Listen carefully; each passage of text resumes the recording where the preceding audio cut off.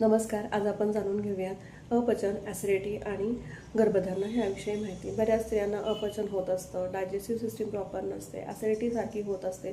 तर त्याच्यामुळे metabolic disorder होत असतात, जसं की PCOD आहे, थायरॉईड आहे किंवा काही काही स्त्रियांना कन्सीव होण्यामध्ये प्रॉब्लेम होतो, कारण ॲसिडिटी जास्त असल्यामुळे इम्प्लांटेशन प्रॉपर होत नाही. तर अशा वेळेला काय करावं? तर तुमचा आहार प्रॉपर असायला हवा आहे. म्हणजे तुमचं तिखट, तेलकट, आउटसाईड फूड, चाट, पाणीपुरी जे काही तुम्ही घेत असाल ते बंद करावं. रात्री उशिरा झोपू नये, लवकर झोपावं, रात्रीचं जेवण लवकर करावं.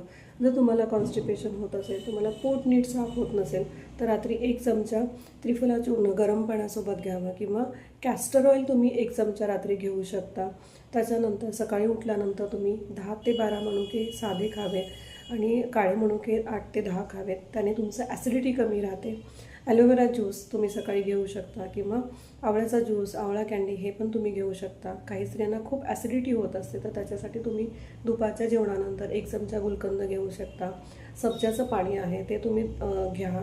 दुसरी गोष्ट, सकाळी उठल्यानंतर दुधामध्ये किंवा गरम पाण्यामध्ये 1 चमचा तूप टाकून तुम्ही घेऊ शकता, ज्याने तुमचं पोट चांगलं साफ राहील आणि ॲसिडिटी कमी राहील, डायजेस्टिव्ह सिस्टीम तुमची प्रॉपर राहील आणि नंतर मग तुम्हाला बाकी सगळ्या गोष्टींमध्ये फायदा होईल. धन्यवाद.